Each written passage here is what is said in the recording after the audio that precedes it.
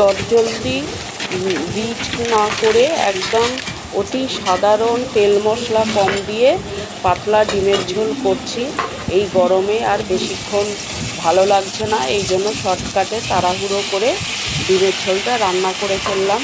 এই যা গরম পড়েছে, এই গরমে আগুনের কাছে বেশিক্ষণ থাকতে ভালো লাগছে না, এই জন্য আমি তাড়াতাড়ি করে শর্টকাটে সংক্ষেপে ডিমের ঝোলটা রান্না করে ফেললাম। এই ডিমের ঝোলটা তেল মশলা কম তো, এই জন্য এটা একদম গরম গরম খেতে হবে, গরম ভাতের সাথে গরম ডিমের ঝোল খেতে হবে। এইটা রেখে দিয়ে ঠান্ডা হয়ে গেলে খেতে কিন্তু ভালো লাগবে না। এটা রিচ কম, এই জন্য গরম গরম খুব ভালো লাগবে, খেতেও খুব ভালো হয়েছে।